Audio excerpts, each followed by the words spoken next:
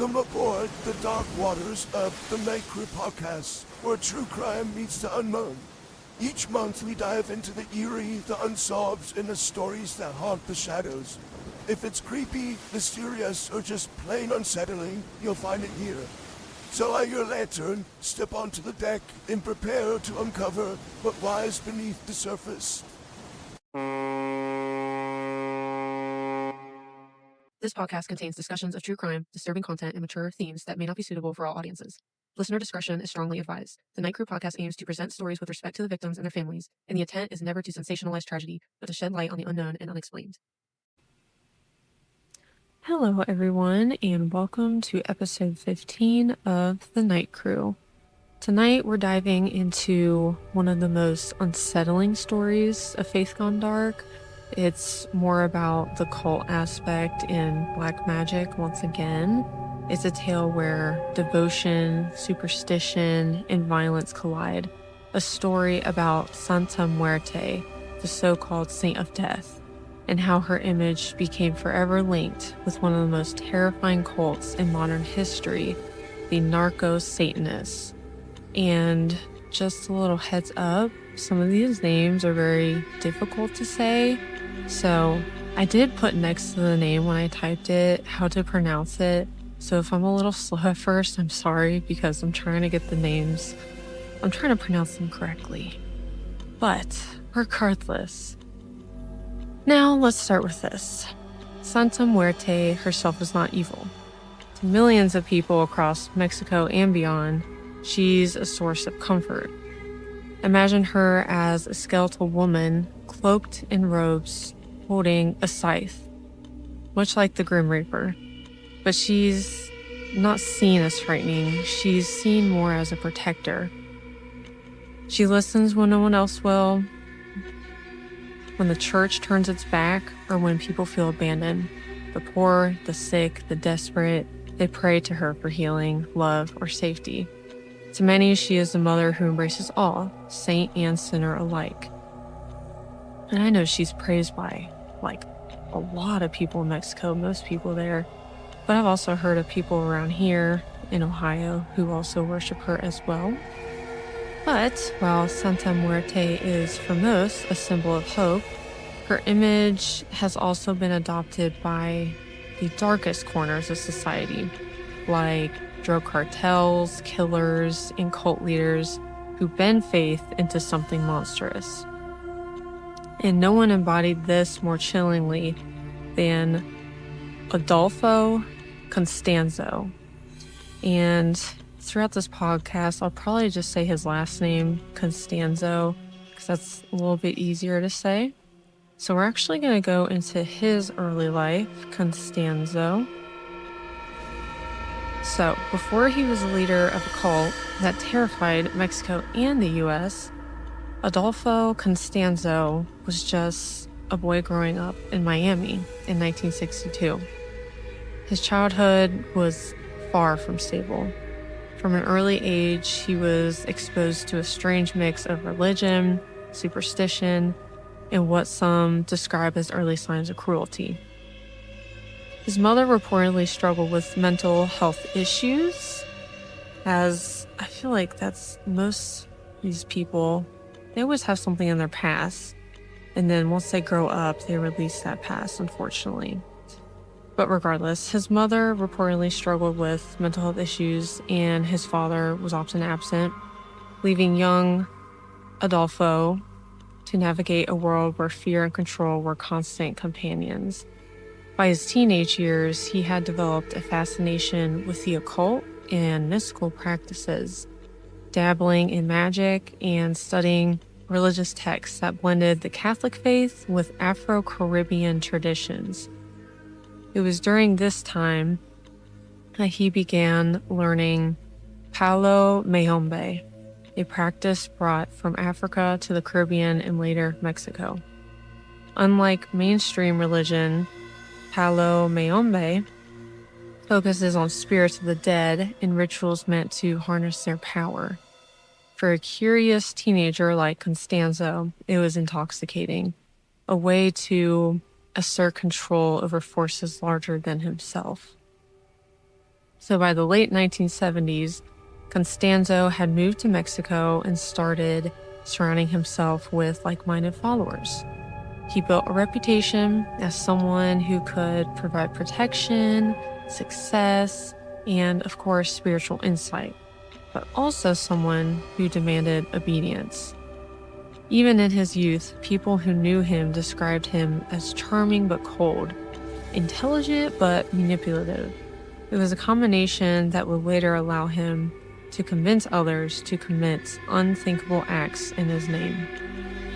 So the rise of the cult. Constanzo didn't just rely on charm and intimidation to gather followers.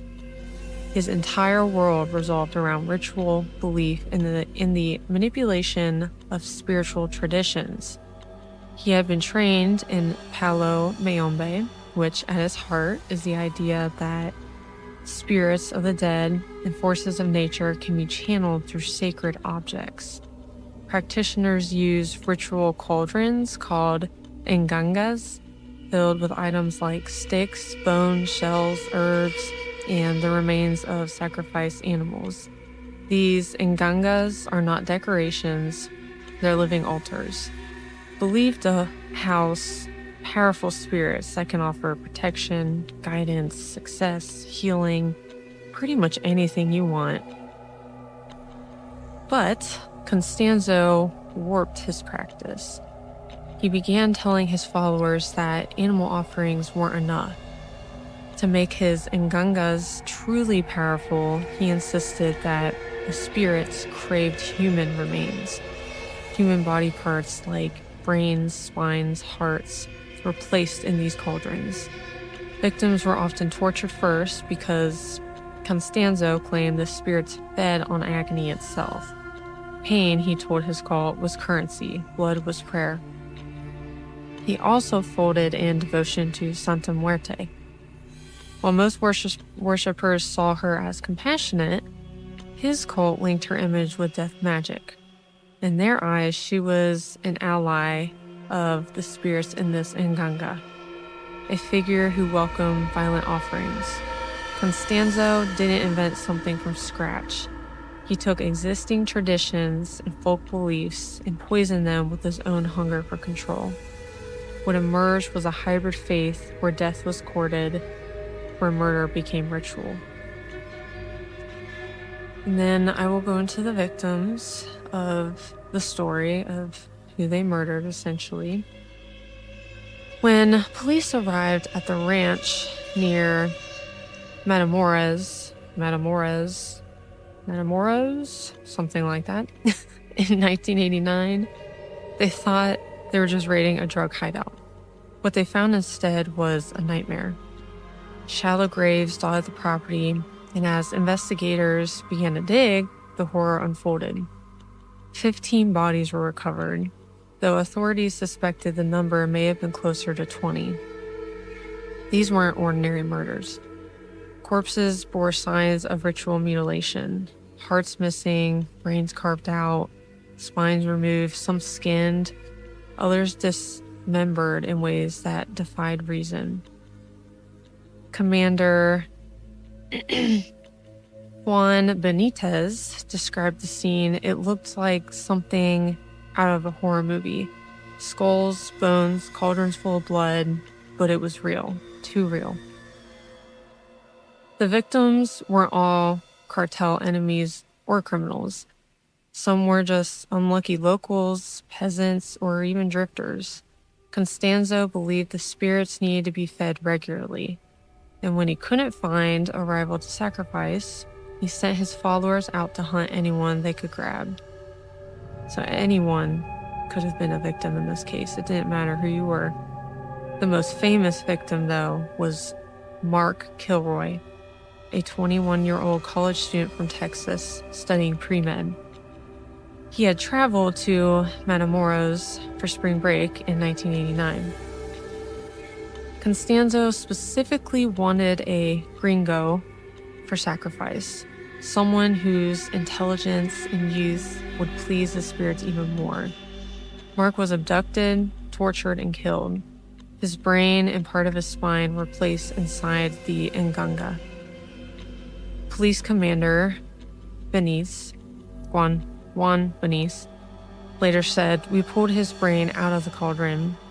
That was when I realized this wasn't just a crime.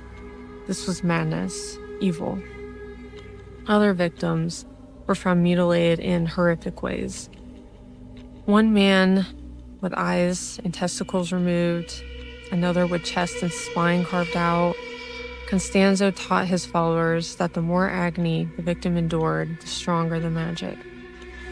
Other objects or ritual tools they found were other ngangas containing animal parts like chickens, goats, even snakes. But the difference here was the human sacrifice, obviously. Other things they found on the scene, they found ritual knives, machetes, and bloodstained clothing scattered around the ritual site. Police found candles, skulls, beads, and charms commonly used in Palo Mayombe, but warped for Constanzo's version of black magic.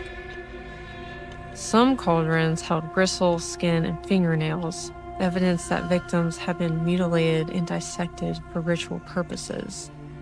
Police seized weapons, drug paraphernalia, and money, showing the cult was not just religious, but deeply tied into cartel operations, which doesn't surprise me. A small shack near the graves was used for rituals. Inside, they found blood stains covering the walls and floors, along with melted wax, bones, and discarded body parts. Some evidence suggested live sacrifices had taken place there, with victims tortured and killed in the shack before being buried outside. Investigators later said the ranch reeked of death. Flies swarmed around the burial pits. Officers described it as one of the most disturbing scenes they had ever encountered. Then we go into the cult mindset. What were they all thinking during this time, essentially? When investigators arrested several followers, including Sarah Aldrete, I'm sorry if I mispronounced these, she's just going to be Sarah, their testimonies were chilling. Sarah told authorities, "We thought the spirits would protect us. Everything Adolfo said came true, so why wouldn't this?" Another follower said, "We killed to feed the Nganga. If we didn't, it would turn against us." Adolfo said the spirits would be angry. None of us wanted to risk that. In one chilling admission about Mark Kilroy, they stated he was special. The spirits wanted someone like him. Adolfo said his brain would make us stronger, more powerful. And these weren't mindless killers. They believed they were serving a higher power, that murder was ritual, that obedience was survival. Essentially, Constanzo brainwashed his followers just like any other cult, but this really had to do with human sacrifice and black magic, essentially. Really, really horrible magic, killing people for it. So, I'm going to go into fear of supernatural retribution. These are some of the other reasons, like the mindset that the followers had. Constanzo convinced followers that the spirits in the Nganga would punish or kill them if they disobeyed. He claimed sacrifices kept everyone invincible against bullets, police, and even rivals. This belief was reinforced when followers saw Constanzo's predictions or magic seemingly work, like when shipments were protected or rivals disappeared. Then there was the cult personality. He positioned himself as both a spiritual leader and a cartel boss, a padrino, aka a grandfather or a godfather. Followers described him as hypnotic. He would switch from charming to terrifying in seconds. Some women believed he was their destined partner or even a prophet sent down to them. He staged rituals that emphasized his power, keeping followers dependent on him. Then there was the group psychology and peer pressure. Members were often present during sacrifices, forcing them into complicity. Once you've crossed that line, it's very hard to walk away from that once you've seen all of it. Being inside gave them a sense of belonging and purpose they hadn't felt before. Fear of being the next victim kept people silent and obedient. Then there was the belief in protection and power. Constanzo promised invincibility in battle, that bullets couldn't harm them as long as the Nganga was fed, which is false. When cartel jobs went smoothly, they attributed to the spirits, reinforcing the cycle. And the cult believed their rituals guaranteed wealth, power, and safety. But in the end, they found out none of that was true. It wasn't going to save them from anything. Then there was the distorted religious fusion. Constanzo used Catholic imagery alongside Palo Mayombe and Santa Muerte. Followers often grew up Catholic, so this mix made his rituals feel familiar, even holy, like they're doing the right thing.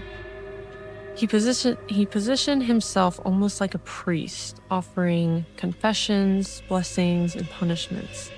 For some, this blurred the line between religion and crime, making it feel like a sacred duty rather than murder. So he used religion as cover for all the murders and everything. He told them this is the right thing to do, and they believed it because they thought they were helping the mighty ones above. Then there was control through terror. Constanzo was violent even with his own followers. He would beat or threaten them, proving no one was safe from him or the spirits. Followers later admitted they were too terrified to disobey. Some of them said, "We believed if we didn't do what he wanted, the spirits would eat us alive." And there was the promise of transcendence.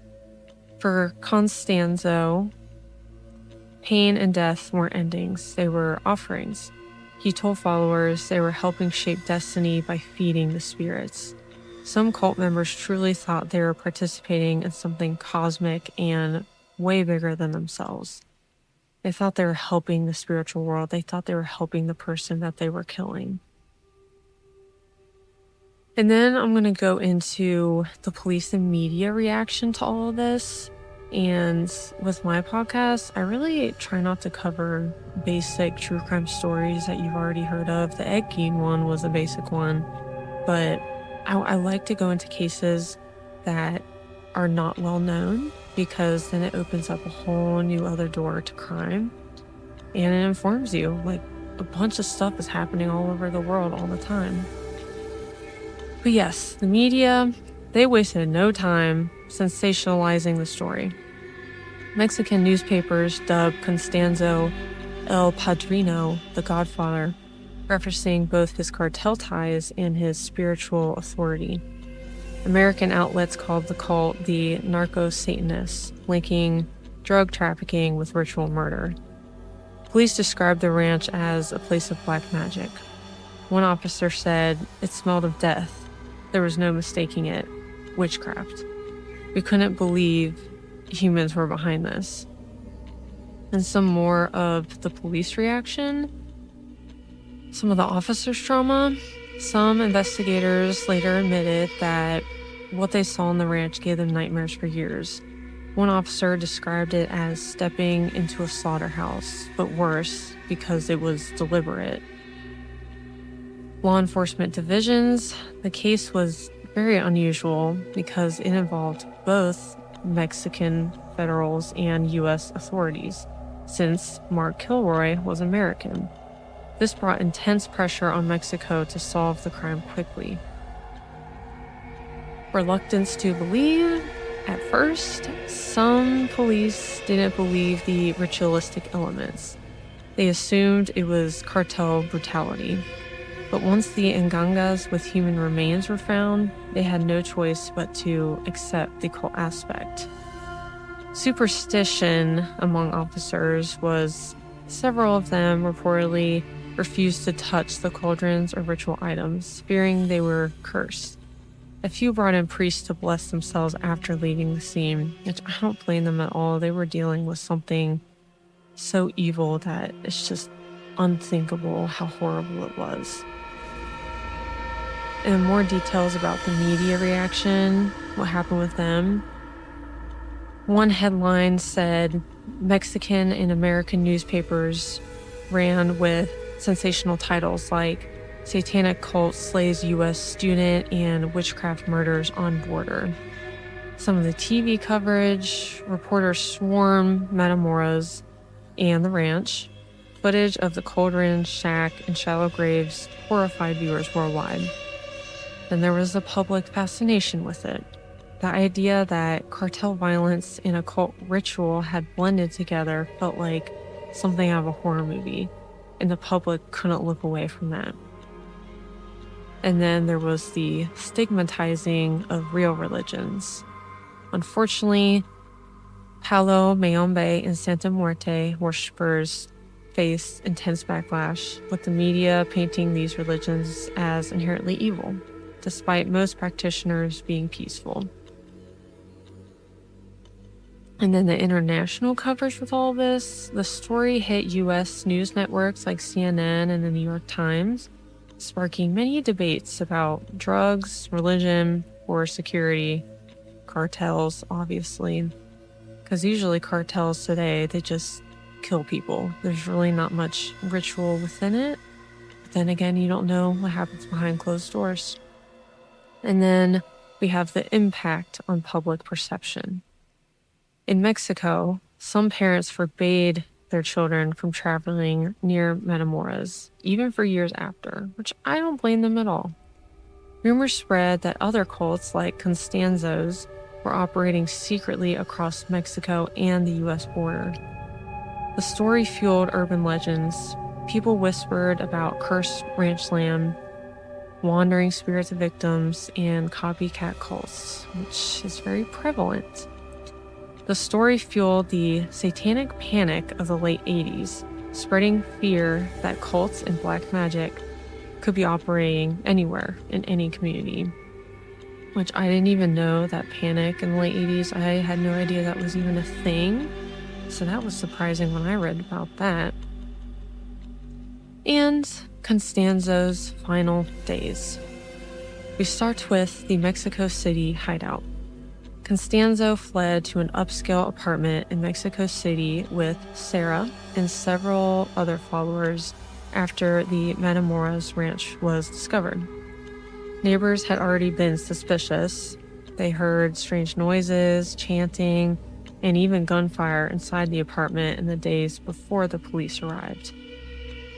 The siege. On May 6, 1989, police traced the cult to that apartment. When officers tried to approach, Constanzo opened fire with a machine gun through the window, spraying bullets into the street below. Witnesses said he laughed as he shot at police and civilians alike. He did not give two shits about anyone except for himself, truthfully. The gunfire caused chaos. Dozens of police surrounded the building, while terrified residents ducked for cover. Constanzo's final commands. As the standoff continued, Constanzo realized capture was inevitable.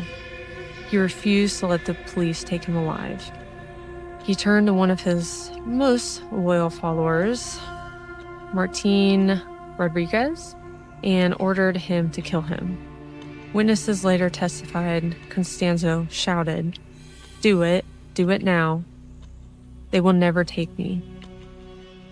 Rodriguez hesitated, but Constanzo taunted him, insisting the police would torture them all if he didn't act now. Finally, Constanzo grabbed his follower's hand and forced the trigger himself, effectively making sure the shots were fired.